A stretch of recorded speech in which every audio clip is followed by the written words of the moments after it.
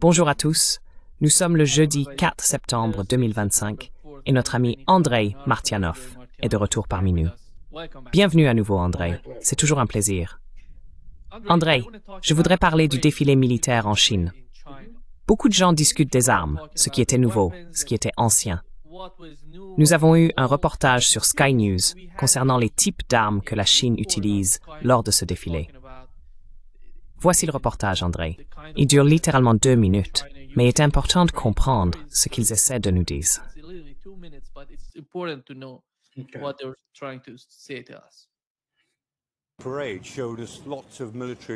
Le défilé nous a montré beaucoup d'équipements militaires. La question intéressante est de savoir quels éléments de cet équipement inquiéteraient les Américains et certains autres alliés.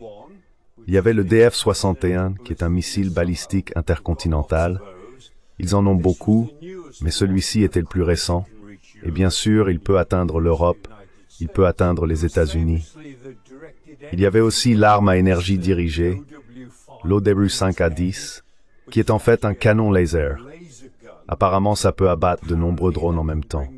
Nous verrons à quel point c'est efficace. Ce qui inquiète davantage les États-Unis en particulier, c'est le DF-17, qui est un missile hypersonique.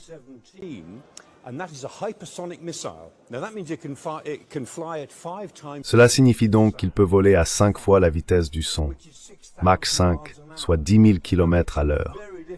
Cela le rend très difficile à intercepter, et de plus, le DF-17 nous a été présenté dans une version maritime, donc il existe une version capable d'aller en mer, ce qui représente une véritable menace pour tout grand navire de guerre américain, porte-avions ou autre.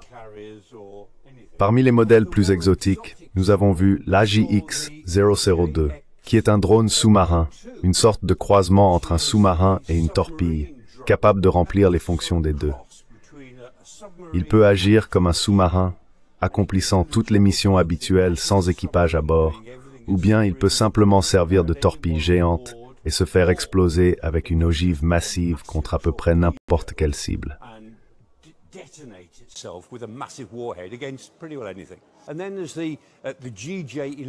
Et puis il y a le GJ-11, le Sharp Sword, qui est un appareil, un drone sans pilote, capable de voler aux côtés d'un avion piloté.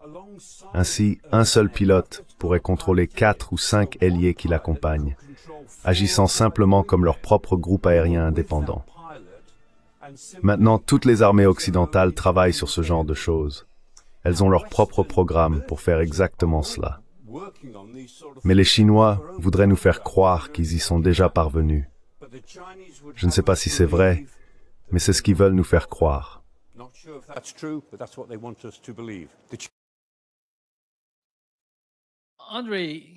Andrei, c'est ainsi qu'ils essaient de présenter ce qui s'est passé en Chine. À votre avis, de votre point de vue, qu'est-ce qui était important dans ce défilé en termes d'armement et de politique?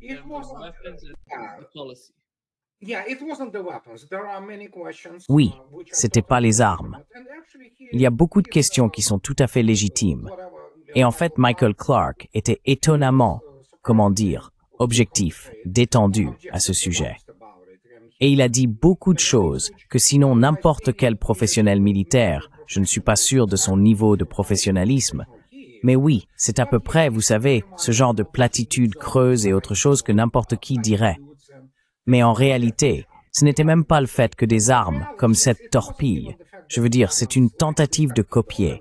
Eh bien, évidemment, le Poséidon, qui est en développement depuis 2 décennies et qui est maintenant officiel. Mais c'est une toute autre histoire avec le Poséidon.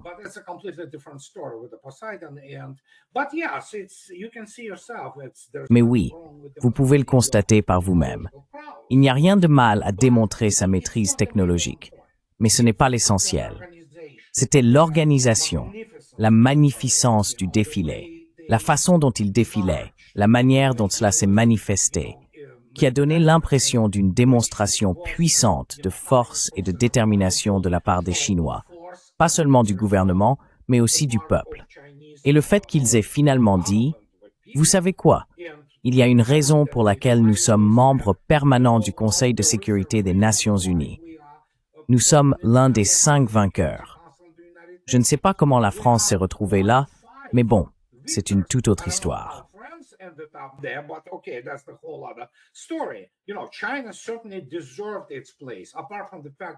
La Chine méritait certainement sa place, d'autant plus qu'elle a subi un peu moins, mais tout de même plus de 20 millions de victimes, principalement des civils, dans sa guerre contre le Japon, qui a commencé en 1931. Et puis, vous savez, en réalité, l'armée rouge était déjà, vous savez, célèbre lorsque Zhukov a détruit les formations japonaises et ce genre de choses. Et évidemment, les Chinois ont combattu les Japonais. Les États-Unis sont entrés dans cette guerre en 1941. Et évidemment, la Chine affirme aujourd'hui, et c'est exact, que c'est sa victoire. Évidemment, je comprends pourquoi, et il est tout à fait justifié qu'il y ait une lamentation américaine et une consternation américaine tout aussi justifiée à l'idée que oui, ils vont minimiser notre rôle.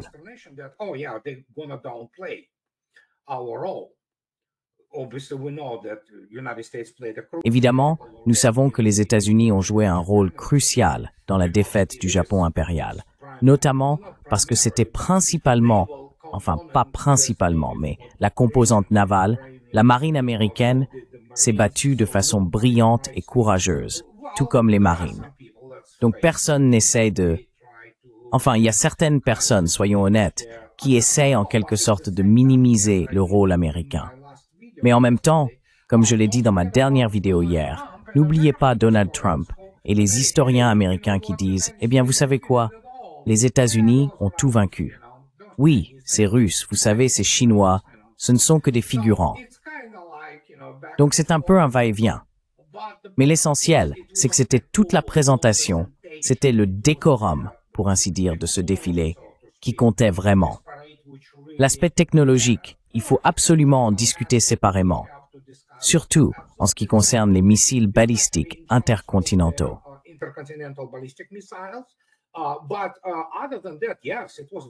Mais à part cela, oui, c'était très impressionnant. Et encore une fois, on regarde comment le personnel défile, comment tout est orchestré. C'est extrêmement puissant, vous savez. Ensuite, bien sûr, il y a ces délégations, ces dirigeants venus du monde entier. Donc c'est surtout que cela faisait suite à une réunion encore plus représentative de l'Organisation de coopération de Shanghai. Ce furent 4 jours entiers d'une démonstration massive de la façon dont le monde a changé. Nous vivons non seulement dans un monde multipolaire, nous vivons dans un monde où l'OCS, l'Organisation de coopération de Shanghai, et ce grand trio commencent à dominer et à le façonner, en particulier le Sud global. Beaucoup de gens oublient que l'Occident réuni représente environ 800 ou 900 millions de personnes. Le reste du monde n'est pas du tout l'Occident. Growl.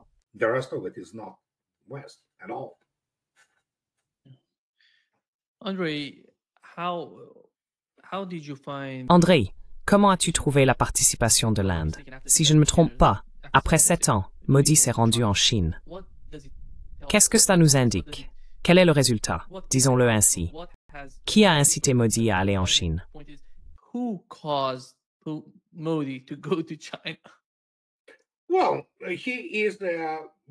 Eh bien, c'est une figure politique très astucieuse. Il a clairement marqué les esprits. Il est sans aucun doute à la tête du pays le plus peuplé du monde aujourd'hui. Il y a plus d'habitants qu'en Chine, surtout si l'on considère le ralentissement démographique chinois, ce qui n'est probablement pas si grave. Je veux dire, c'est tout simplement colossal là-bas. Et donc, il sait clairement dans quelle direction souffle le vent de l'histoire. C'est un homme très intelligent. Et soudain, on se retrouve dans cette situation où de toute façon, l'Inde en faisait déjà partie. L'Inde faisait partie des BRICS, vous savez, et de l'Organisation de coopération de Shanghai et tout ça. Et soudain, on se retrouve avec ces calculs simples.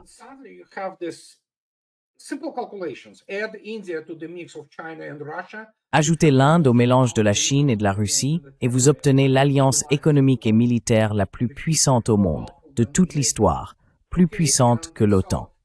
D'accord? Et donc, si vous regardez la situation, qu'avez-vous? Une énorme partie de la population, et vous représentez une page absolument nouvelle dans l'histoire de l'humanité. Bien sûr que vous voulez être du côté des vainqueurs. Il n'y a rien de mal à cela. Je veux dire, comme tout le monde le sait, la victoire a de nombreux pères. Seule la défaite est toujours orpheline, vous savez. Donc il n'y a rien de mal à ce que l'Inde, qui est un acteur, qui est un pays, qui doit enfin décider du chemin qu'elle va prendre.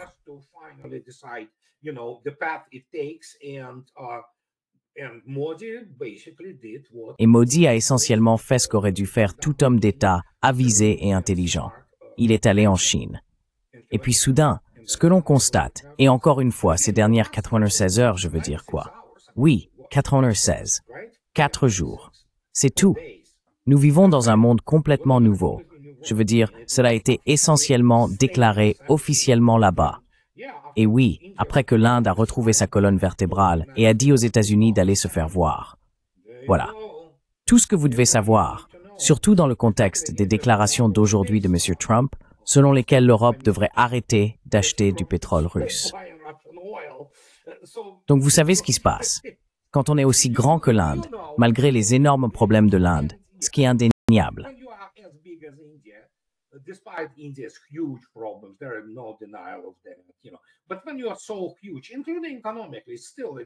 Mais quand on est aussi immense, y compris sur le plan économique, c'est encore une économie massive là-bas, et ce n'est pas uniquement des biens de consommation. Ils en produisent certains. Ils ont un secteur industriel très développé et ce genre de choses. Il faut aller là où se trouve l'avenir.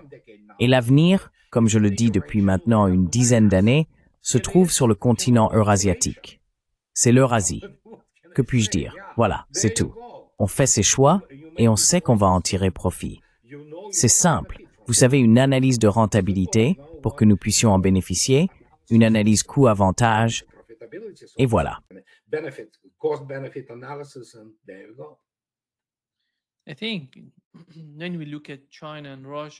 Je pense que lorsque nous regardons la Chine et la Russie, on peut dire que rien ne peut les séparer. Et que pensez-vous de l'Inde? Où se situe l'Inde dans ce calcul? L'Inde se rapproche-t-elle à tel point qu'il ne sera pas facile pour les États-Unis de la séparer de la Russie et de la Chine?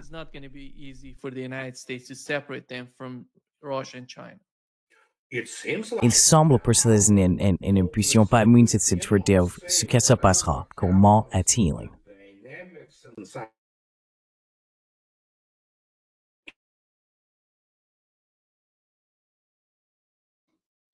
André,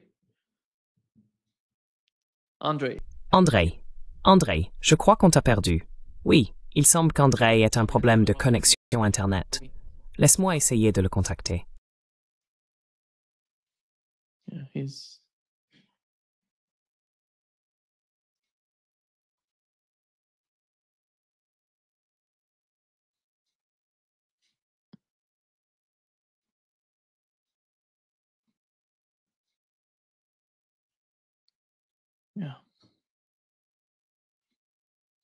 Oui,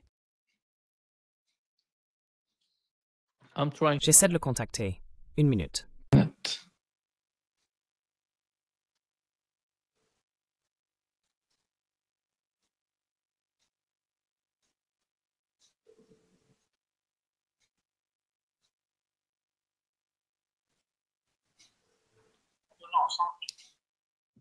Are you coming up, André?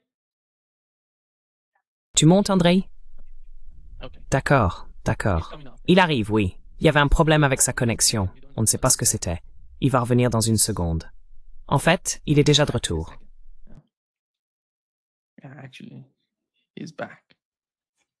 Je suis désolé. C'est la CIA qui essaie de tout interrompre. Oui, je veux dire...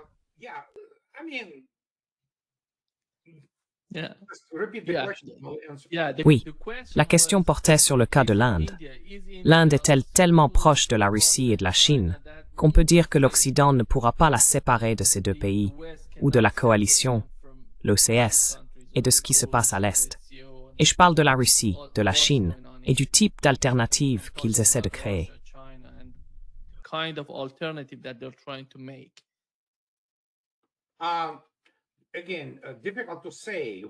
Encore une fois, difficile à dire. Nous savons que parfois l'Inde est instable, et bien sûr, comme beaucoup de pays, elle agit en fonction de ses intérêts. Mais il est évident qu'à l'heure actuelle, L'avantage est du côté de la Chine et de la Russie. Il n'y a aucun doute là-dessus. Et encore une fois, beaucoup de gens oublient. L'Inde importe une quantité énorme d'armements russes, et il s'agit d'armes de haute technologie. Si l'on regarde les dernières frégates de la marine indienne, la classe Talwar, ce sont essentiellement des frégates russes de la classe Admiral Grigorovitch. Et si l'on considère le BrahMos, et puis devinez quoi? Aujourd'hui, dans l'actualité, l'Inde veut plus de S-400. Donc, tirez-en vos conclusions.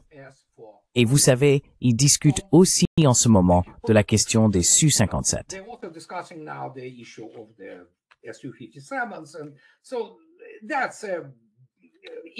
Donc l'Inde a toujours été, vous savez, un énorme client du complexe militaro-industriel soviétique puis russe. Et je peux vous dire une chose. Oui, ils ont manifestement eu des problèmes avec les Rafales qui ne fonctionnaient pas correctement, contrairement au S-400, que Modi n'a cessé de louer. Donc oui, c'est comment dire. Et puis, bien sûr, il y a l'énergie. Nous vivons dans une civilisation qui a besoin de plus en plus d'énergie. L'Occident réuni ne peut pas fournir cela. Le seul pays qui peut tout fournir, c'est la Russie. Quelque chose comme ça vient de se produire, vous voyez. Donc encore une fois, les avantages sont là.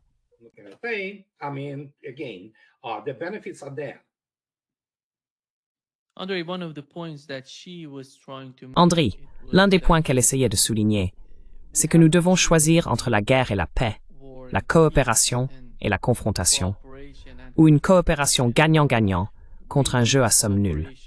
Et elle s'adresse directement aux États-Unis en disant cela. Penses-tu que la Chine craint encore que les États-Unis entreprennent une action militaire contre elle?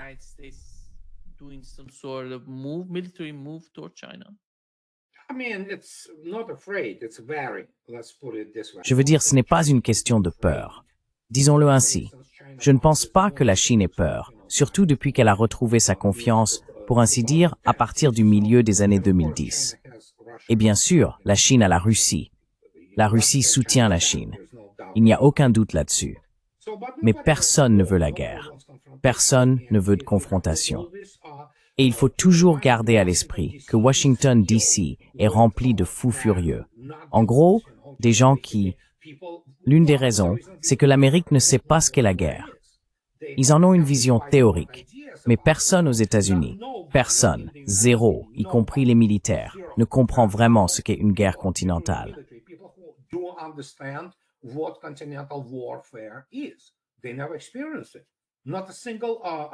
Ils ne l'ont jamais vécu.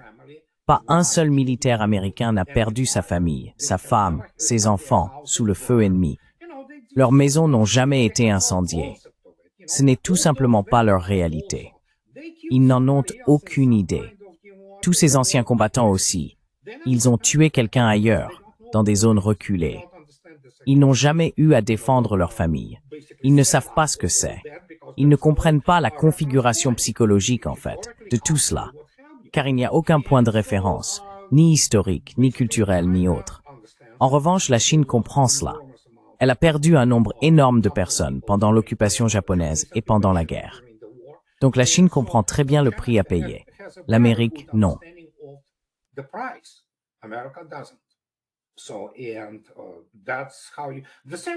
Il en va de même pour la Russie, par exemple. Les Russes ont-ils peur des États-Unis? Non. Mais il y a toutes sortes de cinglés, comme il y en avait dans l'administration Biden, qui pensent qu'ils sont invulnérables parce qu'ils sont idiots. Je veux dire, il suffit de regarder l'éducation militaire et la plupart des stratèges américains proches du pouvoir et qui gravitent autour de Washington, D.C. La plupart sont en gros des crétins. Ils ne comprennent rien à ce que cela implique, ni aux conséquences.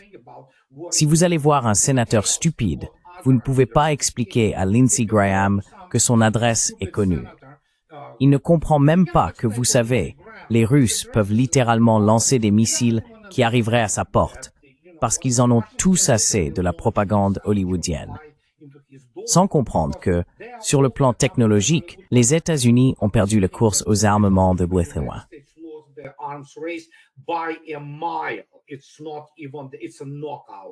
Ce n'est même pas, c'est une décision sans appel. Mais ils continuent à croire à toutes ces conneries, vous savez. parce qu'ils ne sont pas instruits. Ce sont principalement, vous voyez, des gens issus des sciences humaines, abrutis, économistes, politologues, des gens qui n'y comprennent rien. Et par conséquent, on se retrouve avec cette posture agressive. Sans parler du fait que ce qui se passe en matière de politique étrangère générale des États-Unis est contrôlé par les sionistes et toutes sortes de personnes de ce genre. On les appelle des va-t-en-guerre. Ce sont des va-t-en-guerre de salon, pour la plupart, y compris les généraux américains, qui seraient ridiculisés par, vous savez, les unités de niveau tactique en Russie, pour leur incompétence.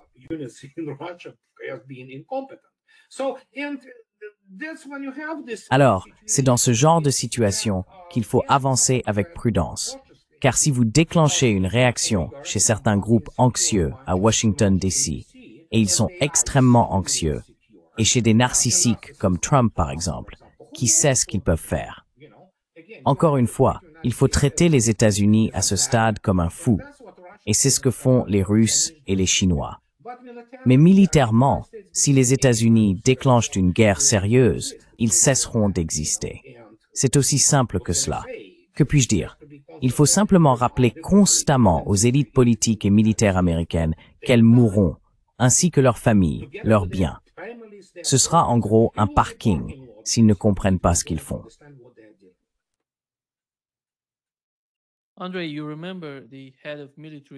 André, tu te souviens du chef de l'armée américaine au Japon? Il a dit qu'en 2025, sous l'administration Biden, ils allaient avoir une sorte de conflit militaire direct avec la Chine. Et cela a été d'une certaine manière réitéré par l'ambassadeur américain auprès de l'OTAN sur Fox News. Voici ce qu'il a dit, André.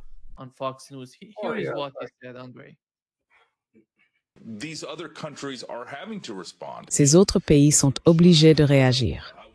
Et vous savez, la Chine, je tiens à le souligner, la plupart des équipements militaires qu'ils ont présentés lors de ce défilé étaient des technologies très probablement volées aux États-Unis ou à nos alliés.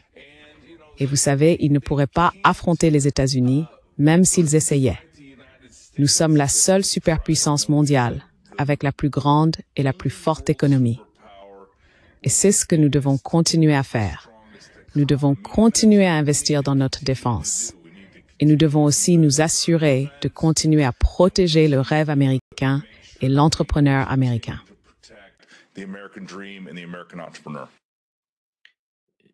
Est-ce qu'ils font vraiment ça, André? Est un imbécile, comme on pourrait s'y attendre de n'importe quel produit du système éducatif américain de nos jours. Ce type est un clone, et il parle comme si on était en K84. Ce n'est même pas de la novlangue, c'est juste un ensemble de mots qui n'ont aucune signification. Ils ne veulent rien dire. Voilà les clichés, tu vois. C'est de la merde, en gros. Des déchets verbaux, de la diarrhée verbale. Mais encore une fois, hier, ce crétin de Jess, peu importe son nom, ce connard suffisant, pardonnez-moi l'expression, de Fox News, il a dit qu'il fallait faire sauter le Power of Siberia. Tu vois.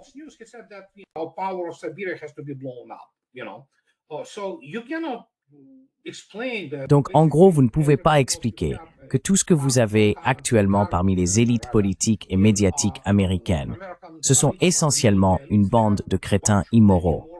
Ils prônent le terrorisme parce qu'ils sont faibles. Et ce type, Whitaker, je ne sais pas, c'est juste de la diarrhée verbale.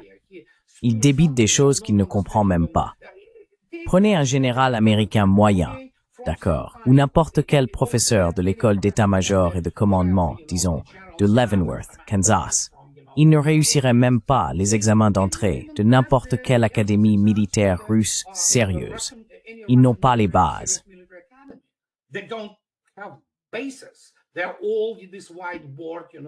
Ce sont tous ces démagogues du tableau blanc qui parlent de ceci et de cela, sans comprendre que les États-Unis n'ont jamais été une grande puissance militaire, dans le sens où ils auraient toujours eu une grande marine et une force aérienne impressionnante. Mais en même temps, ils n'ont jamais mené une vraie guerre qu'ils ont réellement gagnée. Ils perdent toujours, vous savez.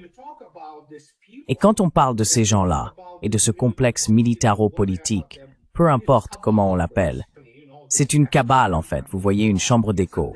C'est une secte de la mort. Ils répètent tous ces mantras. Certains y croient, ce qui est pathétique, vous savez. Mais quand on les regarde, un pays qui vénère Patton comme un grand général, il y a un problème avec cette armée, d'accord? S'ils le vénèrent à ce point, vous voyez?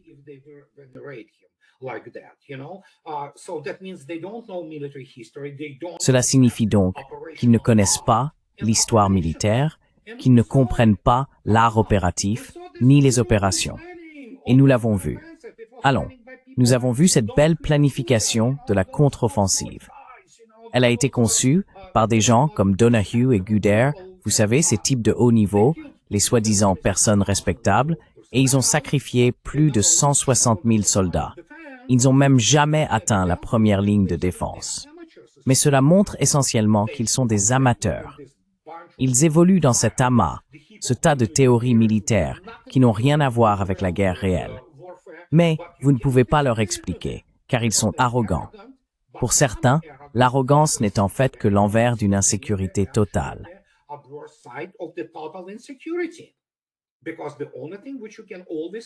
Parce que la seule chose que vous pouvez toujours demander à ces gens du Pentagone, c'est « montrez-moi l'argent, montrez-moi les preuves ». Vous avez perdu toutes vos guerres.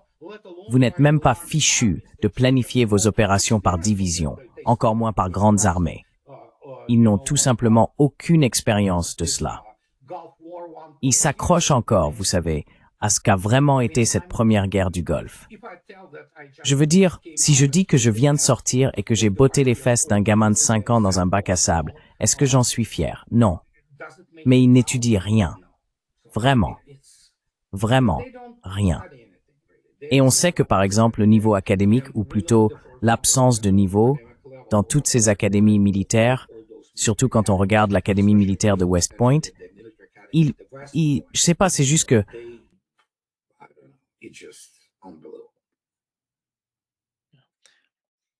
André, trouves-tu la situation au Venezuela sérieuse? je ne sais pas, je ne sais pas, je ne sais vraiment pas. Et comme l'a dit Garland Nixon, pour tout ce qu'on en sait, les vidéos et photos qu'il montre pourraient être des images anciennes. Vous savez, de vieilles vidéos datant de plusieurs années. Donc je ne sais pas. C'est difficile pour moi de me prononcer. Je veux dire, beaucoup de choses sont faites pour des raisons de relations publiques et de publicité. Qui sait?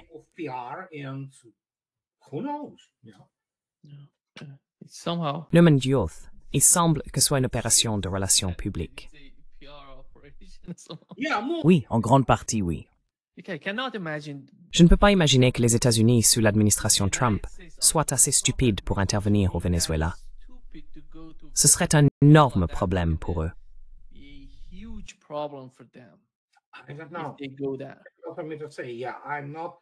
Je ne suis pas un spécialiste de l'Amérique latine.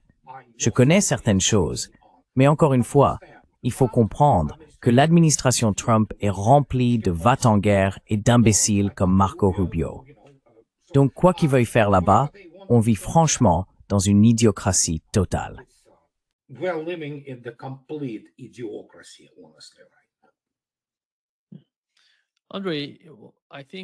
André, je pense que l'une des choses les plus importantes que nous avons apprises lors de ce sommet, c'est qu'il y a eu un accord entre la Russie et la Chine concernant le gazoduc Force de Sibérie numéro 2, qui sera construit de la Russie vers la Chine en passant par la Mongolie.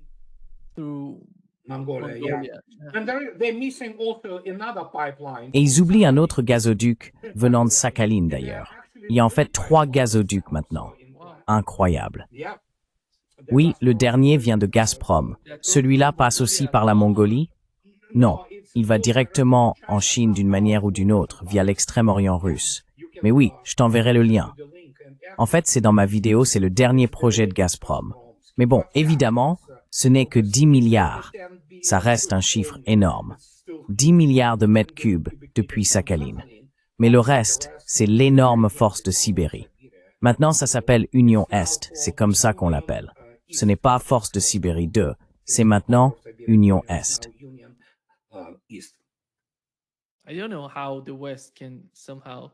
Je ne sais pas comment l'Occident pourrait, d'une manière ou d'une autre, créer des problèmes pour ces projets.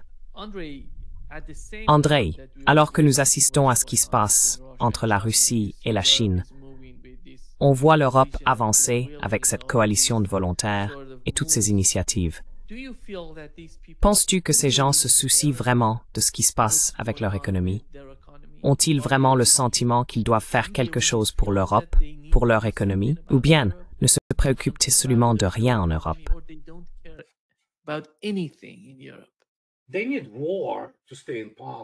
Ils ont besoin de la guerre pour rester au pouvoir. C'est la seule chose.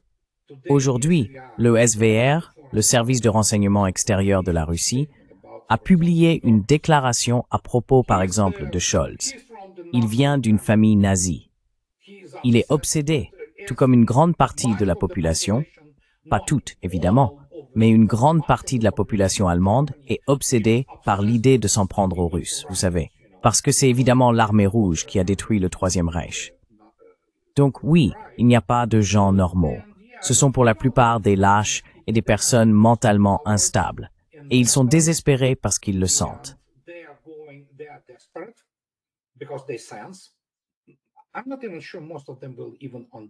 Je ne suis même pas sûr que la plupart d'entre eux comprennent réellement les mécanismes de ce qu'ils vivent en ce moment. Ils n'ont tout simplement pas les outils nécessaires. La plupart sont des avocats, ou comme von der Leyen, elle est gynécologue. Oui, vous savez quoi, je n'ai jamais entendu parler d'un commandant de véhicule blindé qui soit gynécologue ou quelque chose comme ça. Mais bon, voilà, ce sont ces gens-là. Ce sont ces gens-là. C'est un panoptique. C'est un cirque. Et par conséquent, oui, par exemple, Macron a besoin de la guerre. Merz a besoin de la guerre. Starmer a besoin de la guerre parce qu'ils sont en faillite. Leur pays, l'Europe, c'est fini. C'est terminé pour eux.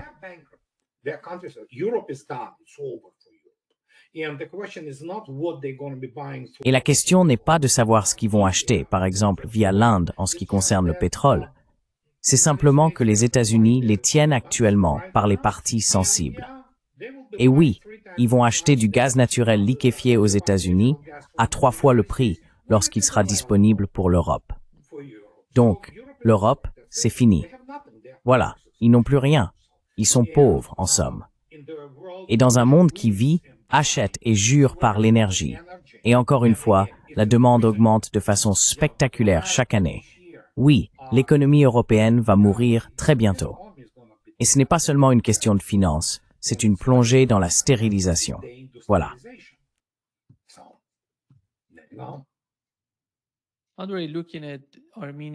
Andrei, en voyant l'Arménie et l'Azerbaïdjan invités au sommet de l'OCS, qu'est-ce que cela signifie? Penses-tu que la Chine essaie d'entrer en contact avec eux, compte tenu de leurs projets, en particulier le projet chinois, l'initiative La Ceinture et la Route, qui est régionale? Tous ces pays souhaitent y participer ensemble.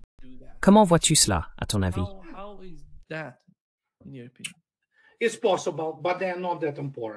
C'est possible, mais ils ne sont pas si importants, car au final, c'est l'arrière-cour de la Russie. Et comme c'est toujours le cas avec les pays limitrophes, ils essayent simplement de trouver, pour ainsi dire, le meilleur sponsor, si l'on veut. Mais en réalité, les deux sont insignifiants, dans la mesure où les Russes ont déjà expliqué très clairement à l'Azerbaïdjan que s'ils continuaient à jouer à toutes sortes de sales jeux, comme permettre à leurs drones de décoller depuis leur territoire, y compris contre l'Iran d'ailleurs, à propos duquel le ministère iranien des Affaires étrangères leur a déjà dit directement « Nous savons que c'est vous qui avez fourni les rampes de lancement aux Israéliens. » Et bien sûr, il y a eu une panique à Bakou. Donc oui, s'ils continuent à jouer à ces jeux stupides, ils vont vraiment le payer cher.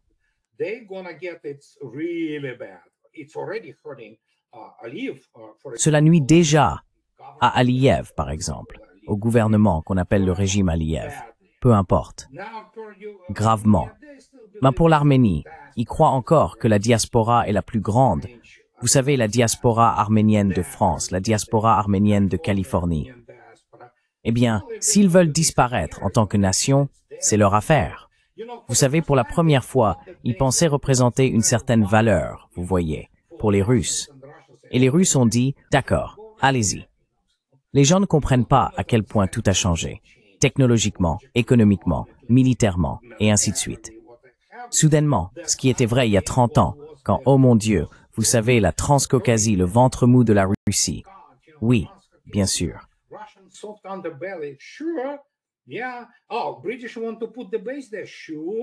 Oh, les Britanniques veulent installer une base là-bas, bien sûr. Monsieur Iskander est prêt à la visiter quand elle sera construite, et cela sera fait en 10 minutes. Donc oui, c'est tellement simple maintenant, vous savez. Et c'est justement ça le problème, évidemment, que beaucoup de gens ne comprennent pas. Ils continuent à jouer à la géopolitique du 19e siècle ou de la première moitié du 20e siècle, pour ainsi dire, où tous ces centres de pouvoir étaient situés. Bien sûr, mais tant que les États-Unis n'y installent pas leurs missiles, ça devrait aller, vous savez. Mais le fait est que, comment dire, nous avons vu ce qui s'est passé ces 3 dernières années et demie, et cela l'explique assez bien. Andrei, you talk about you said about you mentioned India and the way André, tu as mentionné l'Inde et la façon dont elle se rapproche de la Russie et de la Chine. Qu'en est-il de la Turquie? Comment vois-tu la situation avec la Turquie, sachant qu'Israël affirme que du point de vue des Israéliens, la Turquie devient un problème plus important que l'Iran, parce que cela pourrait d'une certaine manière pousser la Turquie davantage vers l'Est.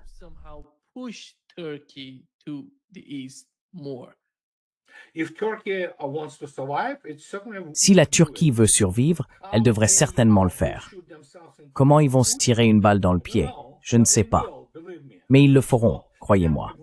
Et nous savons tous que, encore une fois, ils ont déclaré qu'ils rompaient toutes sortes de relations avec Israël, des relations économiques. Ils font partie de l'approvisionnement en pétrole qui est crucial pour le génocide commis par les FDI et Israël. Mais bon, c'est la Turquie, et surtout le gouvernement Erdogan. Ils n'ont pas de principe. Ils n'ont que le désir de s'asseoir sur toutes les chaises en même temps. Mais, je veux dire, il y a une logique des circonstances. D'accord? Si la Turquie veut survivre, et au moins essayer d'une manière ou d'une autre, oui, sa voie se dirige vers les Britanniques. Sinon, eh bien, c'est le problème de la Turquie, vous savez, alors qu'il reste empêtré dans ce, vous savez quoi, bourbier, littéralement, au Moyen-Orient. Donc oui, c'est difficile à dire vraiment. Erdogan est oui, même si Vladimir Poutine l'a qualifié de partenaire fiable. C'est presque ironique, vous voyez. Donc on verra.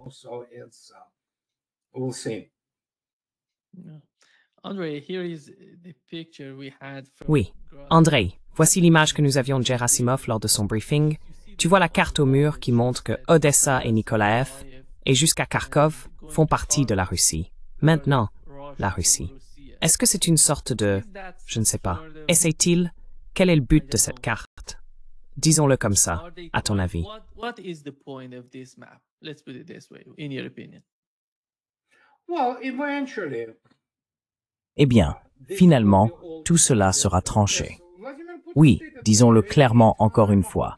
À maintes reprises, l'État russe fait une déclaration et elle est immédiatement couverte et obscurcie par la quantité d'âneries des médias occidentaux et de M. Trump lui-même, qui, de toute évidence, traverse des moments schizophréniques. Et je ne suis même pas sûr qu'il soit encore capable de mener une discussion sérieuse, quelle qu'elle soit. Mais nous commençons à avoir, vous savez, presque une seconde répétition de l'administration Biden, d'une certaine manière. Donc non, comme Vladimir Poutine l'a répété il y a seulement quelques jours, il a dit qu'au final, ce sont les habitants de ces territoires qui doivent décider par le vote. Il ne parle donc évidemment pas de ces 4 nouveaux oblasts qui font désormais partie de la Fédération de Russie.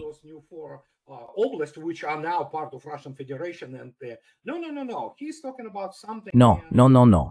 Il parle de quelque chose. Et encore une fois, c'est difficile à dire. Il n'est pas nécessaire de s'en emparer maintenant. Ce n'est pas obligatoire. Je veux dire, on peut le faire. Est-ce que la Russie, par exemple, peut les obtenir militairement? Oh, absolument. Pourquoi la Russie gaspillerait-elle la vie de ses soldats pour cela alors qu'on peut lancer un processus qui, à terme, aboutira à l'effondrement du front, ce qui est déjà en cours? Alors, que puis-je dire? Vous savez, à un moment donné, ces territoires devront avoir le droit de voter. clin d'œil, clin d'œil. Et ils l'auront, à un moment donné. Alors pourquoi aller les prendre par le feu et par l'épée, si vous voulez, alors qu'il y aura finalement une décision politique et qu'ils deviendront soit des entités indépendantes au départ, soit ils rejoindront simplement la Russie. Vous voyez.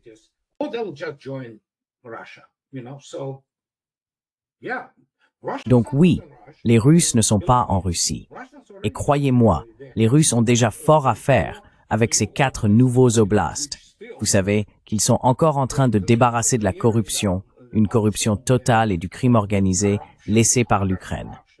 Alors pourquoi la Russie voudrait-elle s'encombrer de cela maintenant, pour ainsi dire? Laissez-les un peu mûrir, laissez-les se stabiliser un peu plus jusqu'à ce qu'ils soient prêts. Et alors cela arrivera. En attendant, l'opération militaire spéciale continue. Et comme l'a déclaré Vladimir Poutine, s'ils ne veulent pas résoudre cela, je cite d'il y a 2 jours, il y a 48 heures, s'ils ne veulent pas le faire politiquement, nous le ferons militairement. C'est aussi simple que cela. Je ne vois même plus comment on peut interpréter cela autrement.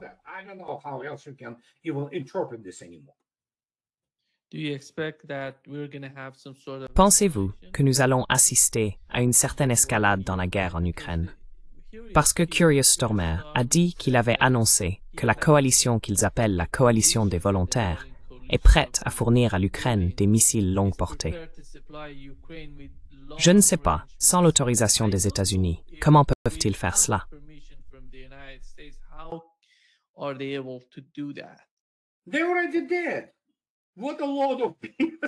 Ils l'ont déjà fait. Ce que beaucoup de gens appellent ce Taurus, c'est probablement déjà un coup de chance. Scalp, Storm Shadow, ils les utilisent depuis 2022. Donc tout cela, c'est du pur marketing. Starmer est un idiot. C'est un sioniste, c'est sûr. Eh bien, les Britanniques, je les plains, vraiment. Alors et quoi? Quelle portée longue? Oui, c'est la seule chose qu'ils ont.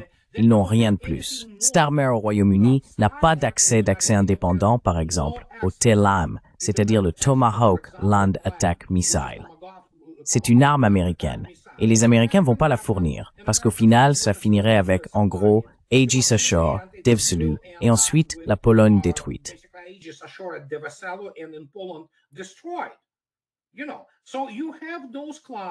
Vous savez, il y a ces clones, ces chihuahuas, des gens sans véritable force militaire, ce qui est bien sûr la France. Si vous retirez leur petit arsenal nucléaire, le Royaume-Uni et la Bundeswehr, ils sont pathétiques. Je ne parle même pas des plus petits, vous savez, les chiens de poche comme les Pays-Bas ou l'Italie. Donc, ils n'ont pas d'armée. Ils n'ont pas de véritable force armée sérieuse. Et chaque fois qu'il dit « Oh oui, sur le papier, nous fournissons ceci ou cela », oh, ils ont ce truc de flamant rose que les Russes adorent. C'est incroyable. Ce n'est que du marketing. C'est la seule chose qu'ils savent faire. Ils n'ont aucune compétence réelle dans la vie. D'accord? Aucune. Ils n'ont pas d'éducation. Ce sont des idiots.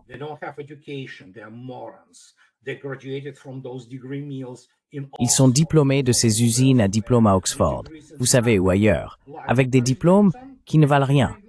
Comme Boris Johnson, il avait un diplôme en littérature anglaise. Que puis-je dire? Oui, c'est sûrement une bonne chose pour diriger des pays, n'est-ce pas? Et que puis-je dire? C'est pour cela qu'on parle de la fin de l'Occident. L'idée occidentale de la gouvernance, c'est ça. C'est tout le problème, que les gens ne comprennent pas. On ne peut pas les préparer avec quelques cours et les envoyer à la Sorbonne pour étudier la politique. Vraiment? Un imbécile avec un QI à peine supérieur à la température ambiante peut étudier la politique s'il s'en donne la peine. Ce ne sont pas des sciences sérieuses. Ce ne sont pas des compétences sérieuses.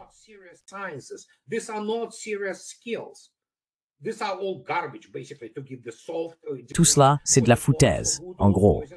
Juste des diplômes et certificats bidons pour que les bons vieux copains et copines puissent, tu sais, se retrouver et se faire promouvoir au service d'une sorte d'oligarchie financière. Voilà qui ils sont. La plupart sont des crétins. Leurs armées sont des crétins. Je veux dire, l'éducation militaire, déjà mauvaise aux États-Unis, mon Dieu, en Europe, c'est une blague. C'est une blague. Il y a littéralement des gens qui n'ont aucune idée, en fait. Pas tous, mais la plupart. Ils ont ces grosses, tu sais, épaulettes, et ils suivent tous ces, tu sais, cours généraux ou peu importe. Et qu'est-ce qu'ils y apprennent? Eh bien, on sait ce qu'ils y apprennent, et ça ne sert à rien. André, Macron, André, Macron, après cette réunion, la coalition des volontaires a déclaré que de nouvelles sanctions contre la Russie seraient coordonnées avec les États-Unis si Moscou continue de refuser les pourparlers de paix. Je ne sais pas. Y a-t-il quelque chose dans les médias russes qui parle d'un refus des pourparlers de paix par la Russie? Je n'en ai pas entendu parler. Non. Les Russes ne s'en soucient plus, vraiment. Ils parlent de pourparlers de paix. C'est Macron. C'est Macron. Son gouvernement vacille, et ce type, on sait qui il est, et sa femme, son mari, peu importe comment on appelle cette chose. On sait qui ils sont. On sait ce que les Français voulaient. On sait ce qui arrive à la France. La France ne sera probablement plus là dans 20 ans, peut-être même avant. Donc ils paniquent là-bas, et ils parlent de choses qui n'arrivent pas. Ils vivent dans un univers parallèle, et ils font ça délibérément pour, vous savez quoi, embrouiller leur public déjà endoctriné. D'accord, que puis-je dire? Je sais en fait que Trump a dit qu'il n'avait pas l'intention d'imposer de nouvelles sanctions à la Russie. Les Russes s'en fichent, imposent ce qu'ils veulent. Mais c'est ce qu'il a dit.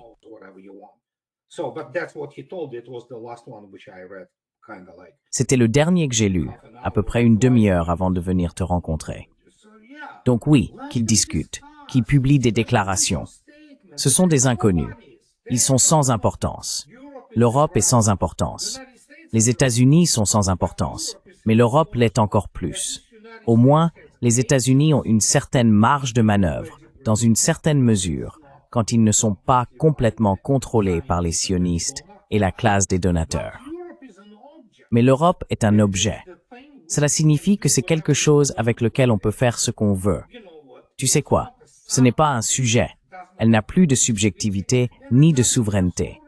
Tu sais, surtout Macron, surtout la France, qui est la risée du monde. Ils pensent encore qu'ils sont une grande puissance.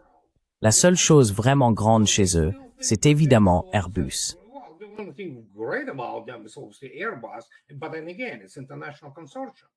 Mais en même temps, c'est un consortium international. Toutes sortes d'autres pays sont impliqués depuis le début de cette entreprise qui produit d'excellents avions, il n'y a aucun doute là-dessus. Mais à part ça, militairement, ils poussent vraiment, tu vois, et économiquement, oui, quand on regarde leur économie, la plus grande entreprise en France n'est en fait ni Airbus, ni Renault. C'est en réalité Bernard Arnault qui vend des produits hors de prix à des imbéciles qui veulent se sentir très, tu vois, peu importe, région. Et tu sais de quoi je parle? Louis Vuitton, toutes sortes de champagne. C'est déjà établi. C'est ce qu'ils vendent. Je fais toujours cette exception pour la France. En petit caractère, tu sais quoi, sauf pour les eaux de Cologne et les parfums. Oui, ils restent les meilleurs.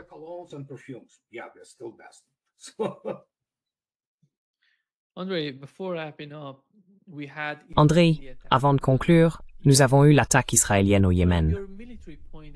De ton point de vue militaire, en ce qui concerne la stratégie militaire, de quoi s'agit-il exactement?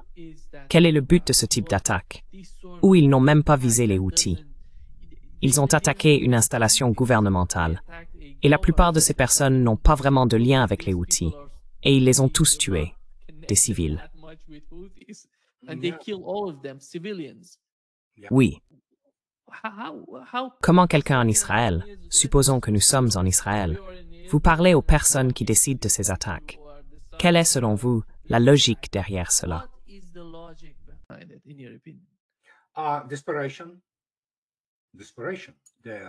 Désespoir. Désespoir. Il se peut qu'Israël cesse d'exister bientôt. Et nous avons vu la performance de l'armée israélienne, qui n'est douée que pour commettre un génocide. Pour mener une vraie guerre, ce n'est pas la même chose. Et si l'on regarde qui ils ont potentiellement comme dirigeants ou dirigeants, des criminels de guerre, que puis-je dire? Ils sont désespérés, ils s'en prennent aux autres. Mais évidemment, comme cela a déjà été dit, le Yémen et les Houthis, bien sûr, l'ont déjà fait, et continueront de le faire. Il y aura des représailles. Oui, c'est la seule chose dont ils sont capables. Ils ne sont pas doués pour mener une vraie guerre. Chaque fois qu'Israël a décidé de se battre au XXIe siècle, il s'est fait battre à plate couture. Donc ils ne sont pas si bons que ça.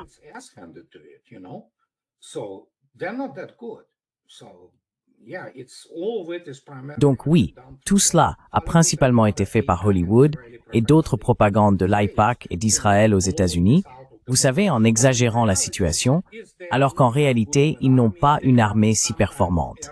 Ils ont une sorte de force aérienne qui d'ailleurs, si on y regarde de plus près, a subi de lourdes pertes lors des conflits arabo-israéliens, surtout en 1973.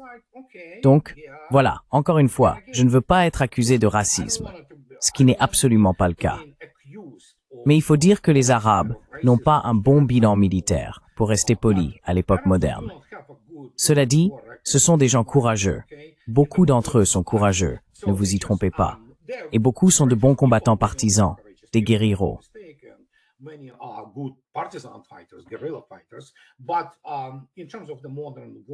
Mais en ce qui concerne la guerre moderne, comme la guerre interarmes et ce genre de choses, d'abord, ils n'ont pas la technologie et ils sont pas très doués pour ça, pour le dire gentiment.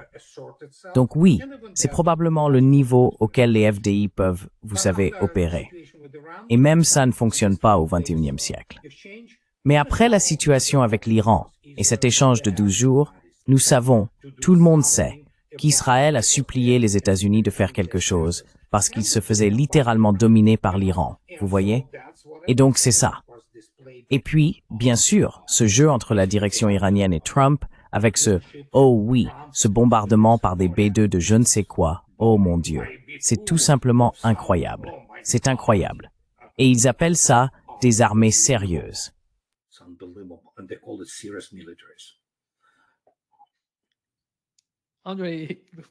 André, avant de conclure, je ne pense vraiment pas que Donald Trump, après tout ce chaos auquel nous assistons, soit l'homme qu'il faut pour mener une guerre. Ressens-tu cela?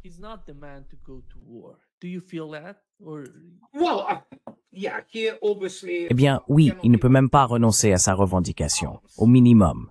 Non, il reste un va-t-en-guerre, tu sais. Il adore en parler. Il se vante beaucoup, mais il va pas si loin. Évidemment, il est d'une certaine manière limité dans son désir de mener une vraie guerre. Donc oui, il y en a quelques-uns comme lui. C'est clairement pas Biden. Et il a au moins quelques personnes comme Lucy Garber qui essayent de lui expliquer que, mec, ça va vraiment mal finir. Comme c'est le cas avec tous ces, vous savez, clones de... C'est tout simplement incroyable. Son administration, c'est à nouveau une pagaille totale. Ce type est incapable.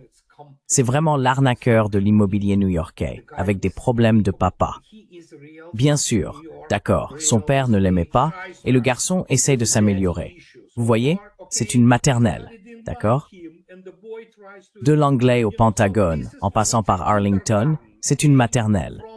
Ces types ne savent rien faire d'autre que de se mettre en avant, de faire de la propagande, des relations publiques, tout ça. Si vous leur demandez du concret, qu'est-ce que vous pouvez faire? Comment vous y prenez-vous? Qu'obtenez-vous? Vous obtenez des F-35. Voilà tout.